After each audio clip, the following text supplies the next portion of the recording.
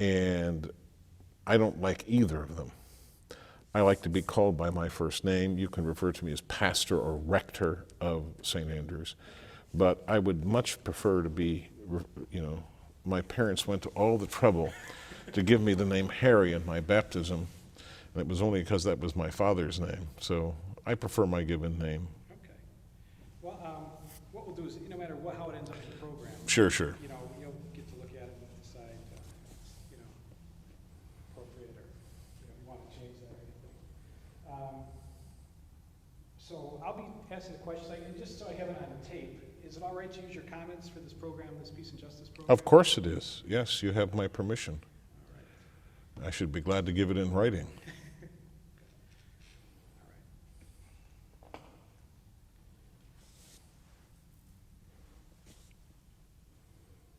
I know what the red light means. Okay, yeah, I'm just getting all that stuff going. I can turn it off. Oh, Some no, no, people no. I fake out, I turn it off, but you're all right, I'm going to just sit here. You're kind of, I'll try not to do anything with the camera. Occasionally I have to just make a slight adjustment. That's all right. So that's all we'll do here.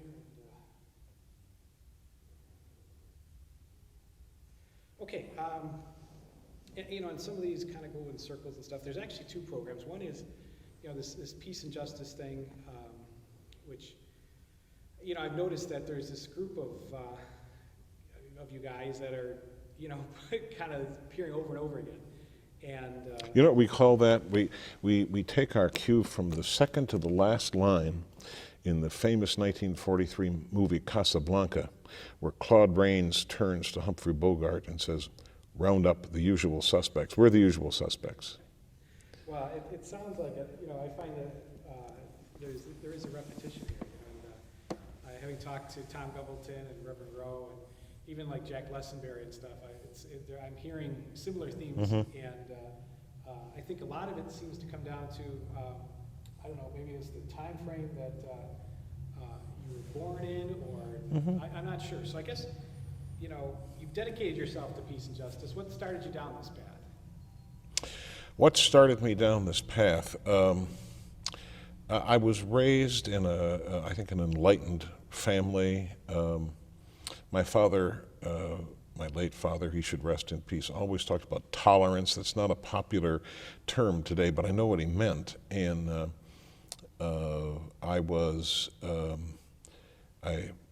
went to college at a small liberal arts college in Michigan, where liberality of thought and was stressed. And I think I came by it naturally. I was offended at the treatment of black people in the South in the 50s and 60s and got involved in the civil rights movement. Unclear how I became involved. It might have been in the genes, because my daughter, just for example, and my eldest son are very much in that pattern too. Tell me about the 60s and 70s of the peace movement. What's happened to it, first of all? Do you still see it in the same way you saw it? No, I don't. Of course, we were all younger, but it was nothing to be in the street with placards and shouting "Hell no, we won't go" kind of thing. Some of the same issues are present today with the war in Iraq that were present in the war in Vietnam, and yet there is a profound difference, I think, in the reaction of society, and I spend a lot of time and brain power trying to figure out what is different, but it certainly is different, and it's much harder, much more difficult in some ways to engage people who just have to go to work every day and have other things to worry about, like the rent, the mortgage, the car payment. I found it easier to engage folk in the 60s than I do now, but I don't quite know why. I'm so busy trying to do it that I can't step back and figure out why it isn't working better. To me, I'm interested in the generational things. It seems like it is almost a generational thing, and I'm not sure, what came together to make you the way you are, make Tom Gumbleton the way you are. What was, things going on that, you could have just been a college student and been real quiet and but, you know, Well, I do. I mean, I will be 68 in a few months, so I'm from the generation that went to college in the mid 50s, which is notoriously thought of as a time of sort of quiescence and conformity. That was not quite true. Certainly not of the group I ran with. We were kind of rebels, as much as you could be a rebel in the mid 50s in a small Midwestern college, as you heard me say yesterday. But I think for me, the combination of being raised by a father who was quick to spot injustice, who could be offended by it, the luck of the draw and the professors I had in college who were, very broad gauge thinkers, and I mean, the same is true for graduate school. So that was much more intense in terms of what we were studying and doing. But I mean, it did help that the fact that Martin Luther King Jr. was a scholar in residence in my graduate school at the time I was there, and I got to sit across the table from him at lunch different times and to sort of imbibe that spirit, and then later to connect with it. Actually, not that many years later, was a part of what made me into what I became. And I mean, I can't speak for Bishop Gumbleton that much. He's 7, 8 years older than I, and Ed Rowe is a tad younger. But I mean, I think it's this. It's also experience. I mean, Bishop. Most of my pastoral experience took place in the city. My 20 years out here in the suburbs are sort of the end of career thing. I was immediately, upon coming back to Detroit, which is the city of my birth, I mean, within weeks, the 1967 civil disturbance came, and I was sort of just almost unwillingly immersed in it and in the relief operation and the aftermath. And I think that was the single most formative event in my life as a peace justice activist. well, going along that, what, one of the programs is on Gumbleton as well. What do you and Tom have in common? I mean, Oh, many things. For one thing, I've known him, it seems like forever. They won't hear my question with Tom Gumbleton, so if you could just make that a complete thought. I've known Tom Gumbleton. Oh, I have known Bishop Gumbleton, Tom Gumbleton, for many, many years. I mean, going back into the 60s, I admired him at first from a distance, and then as we became friends on a first-name basis and showed up at the same meetings and protests, and we've cared about the same things, mainly peace and justice issues, wherever they crop up in whatever way. And I think the other thing is that except for my sojourn as a journalist at the daily newspaper, the Free Press in the 70s and 80s, I've always been a pastor. Well, Tom has always been a pastor, and in latter years of what's left of St. Leo's, Grand River and 14th, and he's always a pastor, no matter where you find him in the world on a given day. And that's one of the things we have in common, serving a congregation. I think his is more selective. I think people come to St. Leo's because of him. That's true to some degree here, but this was a settled congregation when I got here, so they got used to me, or if they didn't, they left, But that's what I think Bishop Gumbleton and I have in common. And I would say the same for Reverend Ed Rowe, too. Very same thing. Well, you have from what I saw, you have like a fiery kind of spirit sometimes, that comes out and when you speak or when you're preaching. Or perhaps animated, would that be? Animated. And it's funny because I look at sometimes like a Tom Gumbleton or something. He speaks quietly, but he also has that bullhorn in the back. Yep. Sometimes. Yep. So. how is that? How can you guys turn it on, not turn it on and off, but how, Well, speaking in a public venue, whether it's at Mass, at liturgy, a Sunday service, on a lecture platform, I mean, it is when it's done well, it's an art as well as a science. And if one is animated by his or her thoughts and words organized in a certain way, they catch fire, to use your term, or they make you feel like you want to punch this word or that word. I mean, it's not something that's turned on or off. I mean, I don't calculate when I will appear to be what you call fiery. It will happen or it won't.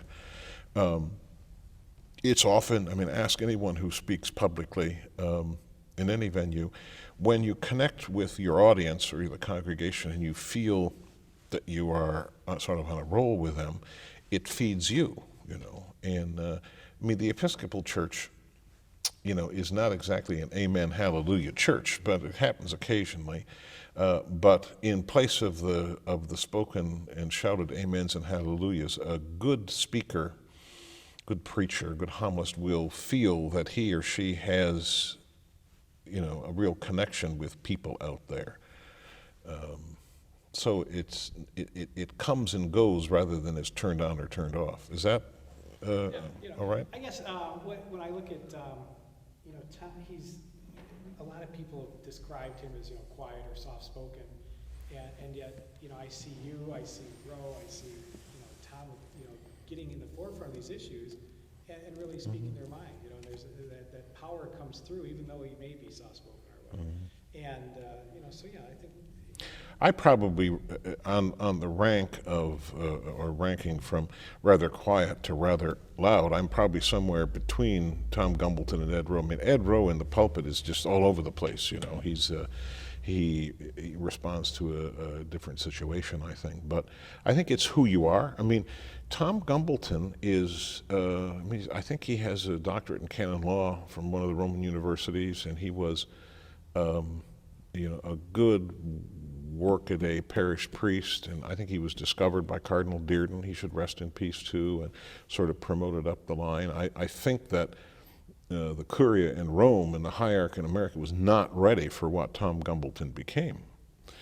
A phenomenon like no other, really. And so I think they sort of abide him. But I think he's such a gift to the world, and in particular to the Detroit community. It seems like the few, and I guess I'm not sure about Episcopalian, but at least priests, coming out today. I don't know. There seem to be a lot of rabbis. I don't know, but it seems like the ones that are coming out today are more, and I'm applying this to priests, rabbis, ministers, everybody. It seems like the ones that come out today are more, bureaucrats or technicians. They run the church or they run the thing, but they don't seem to have the same passion that I see in kind of your generation. Is that more of a generational thing? Is it more of the way the church wants it to be?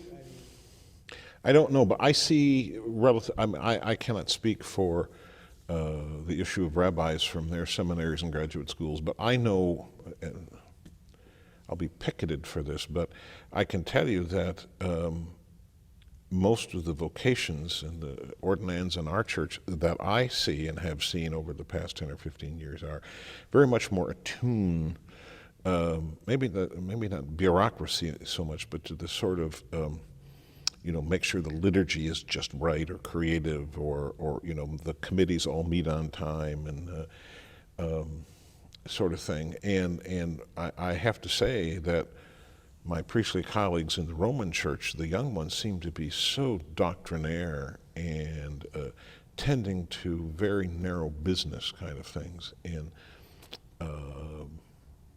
that worries me. I mean, my dear friends and colleagues,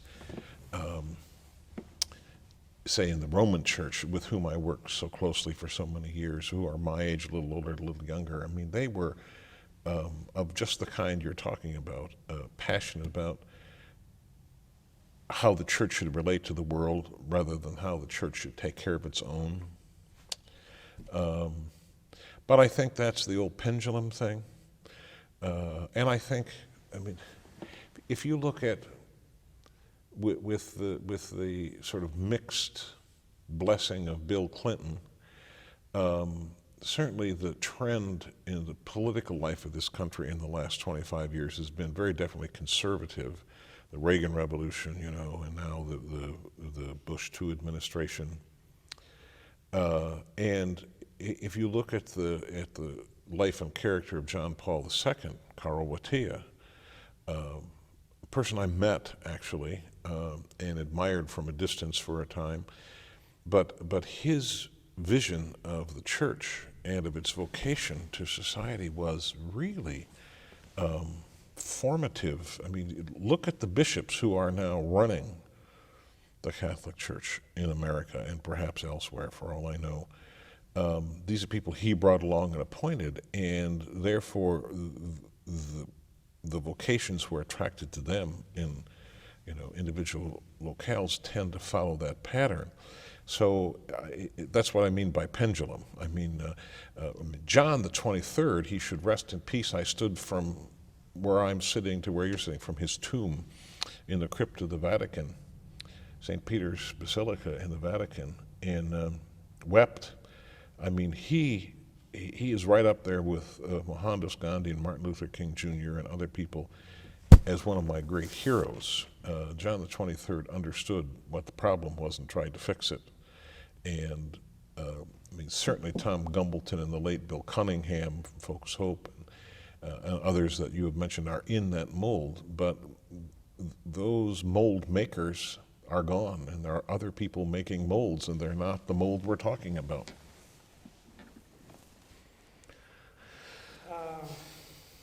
More towards the peace and justice thing, you know, I don't know, I guess Haiti remains to be seen, but Iraq, El Salvador, you know, peace and justice, even in, you know, you look at what's going on in Louisiana with Katrina and stuff, you know, the U.S. just doesn't seem to get it. You know, we seem to blunder in like a big bull in a china shop, and what do you see happening worldwide now because of that?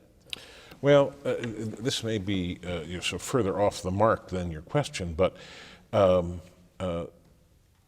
in June of 1997, there was published a document known as the Statement of Principles of the Project for a New American Century.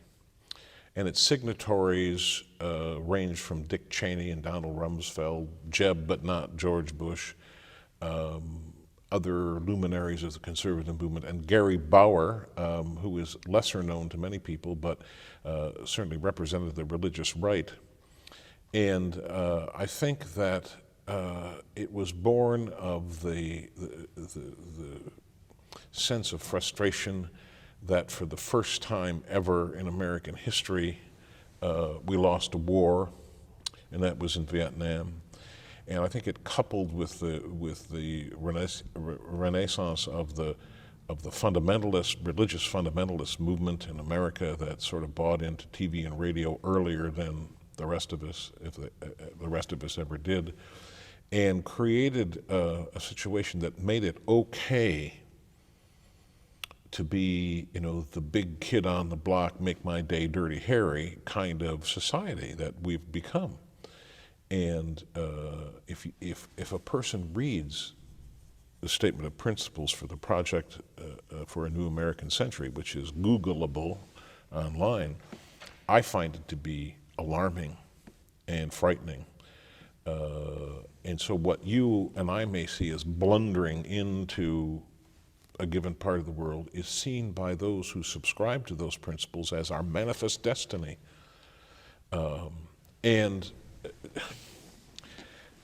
you know, there's a certain part, at least of Protestantism, that is very much in favor of that, because it goes with the biblical view of, you know, the end of time coming and all that sort of thing. And I find it irrational, frightening, and makes me pessimistic about where we go from here.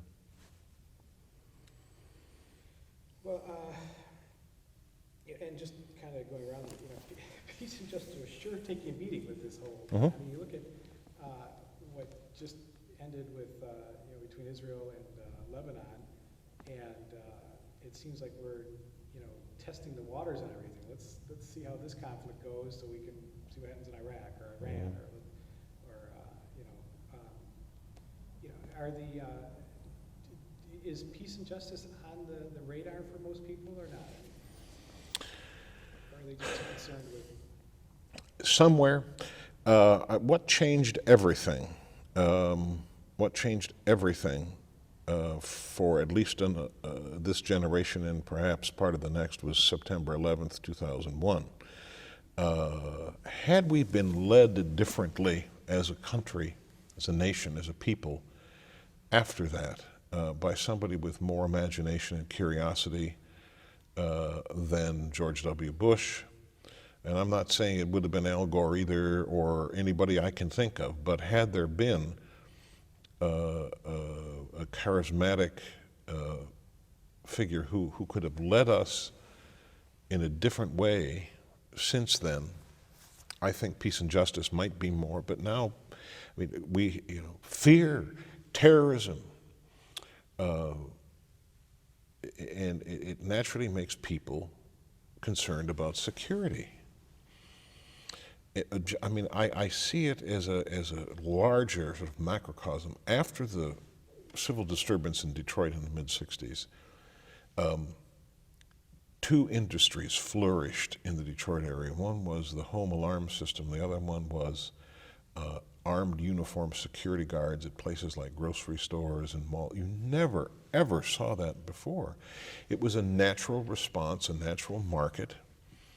And we've moved in that direction. And the gated communities hardly existed. And that's an outgrowth of that kind of fear. And I think that George W. Bush and his administration and people, who are in the religious community who support that and sort of resonate with it, have contributed to the atmosphere of fear.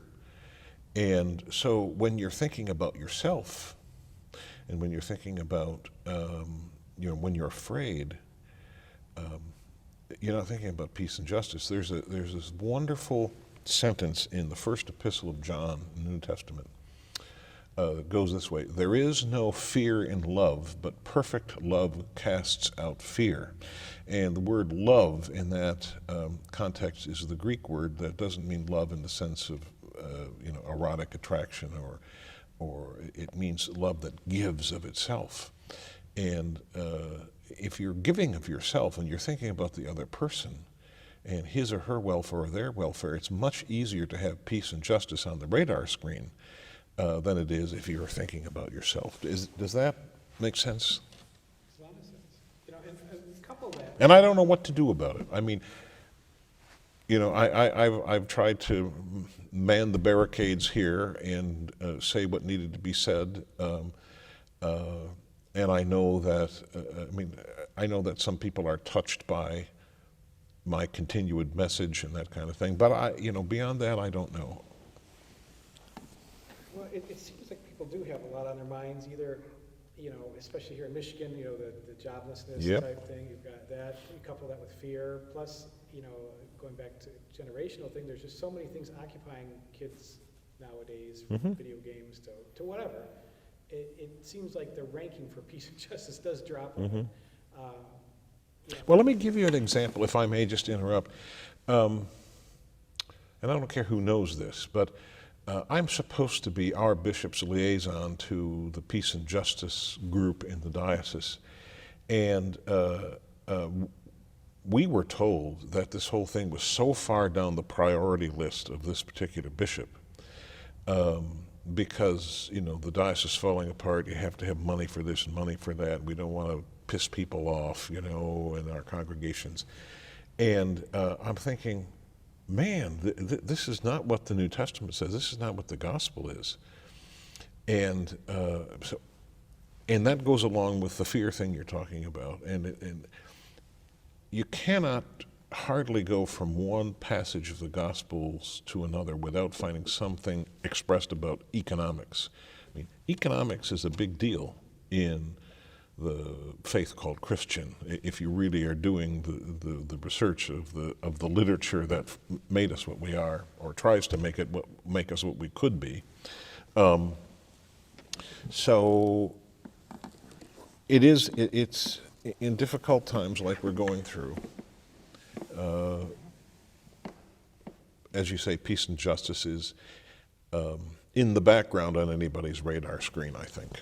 Not everybody, but, I mean, people who are trying to, let's take a husband and wife and 2 or 3 kids. Probably in this economy, both the husband and wife need to work. They have daycare, they have the mortgage or the rent, and all the economic struggle that is so familiar to so many people. And they're not about to go downtown Thursday, for example, to the big demonstration and protest against the war, because who would fix supper for the kids? Who would write out the bills? And I suppose it has ever been that way, but certainly in southeastern Michigan, in particular right now, it's a lot to expect of people. So yeah, for one reason or another, peace and justice is in the background on many radar screens, and that's just how it is. You made a comment there. I want to kind of get back to it about how peace and justice were important to Christ, and it almost seems that you and Gumbleton and Rowe, are talking, about the things that are important in the Bible, and yet the church, when I was talking to Gumbleton, I said, it's almost, you're out of step with the church, but it seems like the church is out of step with Jesus, and so can you work that in somehow? That certainly. And I'll do it this way.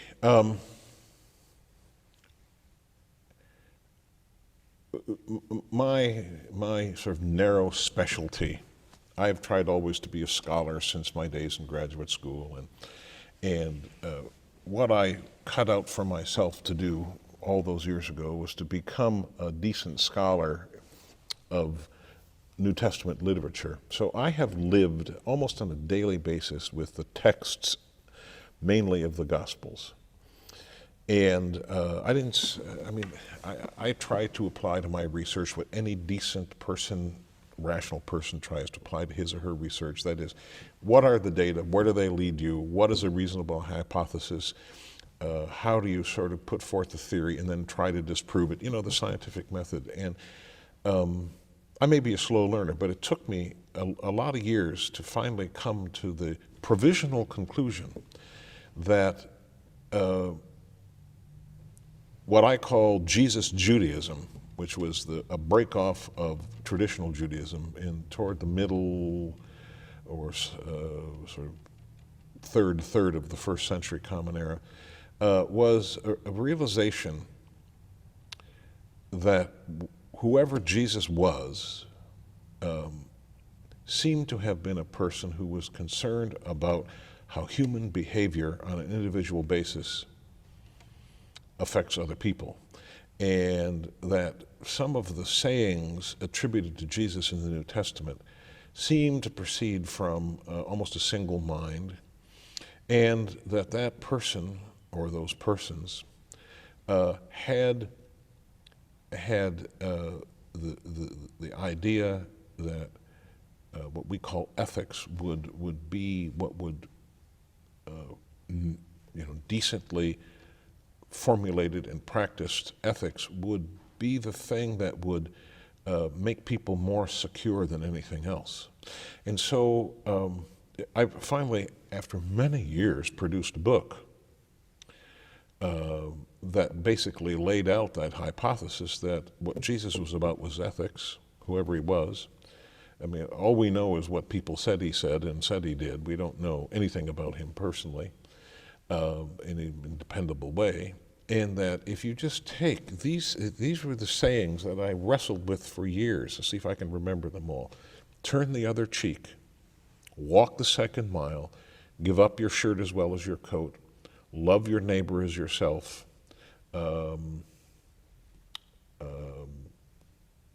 whatever they are. And you know, the last, which was spoken actually by a great Jewish sage before Jesus said it, but it was to the effect that what you hate, do not do to another, or as our New Testament puts it, do unto others as you would have them do unto you.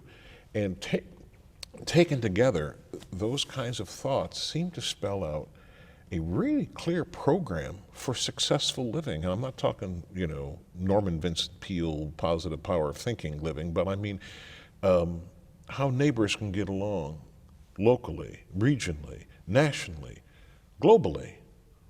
And if a sufficient number of people lived by that ethic, the world would be transformed. So I forget how we got to this point, but that's been my passion as a scholar and as a, to whatever degree I'm a public figure for all this time. And if it isn't the ethic, then all the rest of it doesn't matter. Doesn't matter. Let me stop tape. What's happened is the... I mean, I do speak extemporaneously from time to time, but I really think as a writer, so that's, but such a technology you guys practice, it's just amazing to me. Better when you have a couple of people doing it, but I can jump back and forth just as easy as anybody else. All right, you know, one thing I wanted to get I think I saw it in the midweek for the mind here. You know, what is the future of freedom? What, you know, I saw this here and, you know, I think the world, unfortunately, I don't know, it's going to be a lot different for my kids who are 8 and 11 now. Yes. And, you know, tell me what you see. Well, you're referring to that seminar that I'm going to be giving on Wednesday nights this month, but and where we come out at the end of that seminar depends on what people put into it as well as I, but what I will be saying is that I think the future of freedom for Americans, just for instance, is very clearly connected to the thing we were talking about a few moments ago, and that is people's outlook on the world. And the more inward a person or a people are, the more likely they are to give up their freedoms. I mean, we could not mount sufficient populist pressure on a compliant Congress in this bill that they passed last week that basically takes away a 700-year-old basic right known as habeas corpus from people that the president may or may not determine are enemy combatants. And while none of us, I mean, neither you nor I, sitting here in this church on a lovely Monday afternoon, can imagine ourselves being deemed by a president of our nation as an enemy combatant. It's possible. I mean, I had a Michigan State Police red file. You know what those were? They were compiled in the 60s and 70s by the Michigan State Police, I believe at the behest of the Federal Bureau of Investigation, to keep an eye on people like us, people who protested and you know, demanded this, demanded that, marched with Chavez and marched with King. And there was a red file. Now, I was never on the enemies list of Richard Nixon, but I might have been. And to let, you know, the right of habeas corpus sort of be diluted while we're worried about the price of gasoline or whether the Tigers are going to win the title or not is really scary to me. And I'm a big baseball fan, by the way. I bled from the ankles yesterday when they lost their 5th in a row, but it didn't take my eye off the ball. So I think the future of freedom is up for grabs. And 9/11, as I said in answer to an earlier question, if we had been led differently in the last 4 or 5 years by a different kind of president, a different kind of administration, we might be at a different place where we would not be giving up freedom but expanding freedom, where we would not be having invaded preemptively a sovereign nation. Yes, it was led by Saddam Hussein, but it was a sovereign nation where the lights came on at night and the water ran, which they don't now.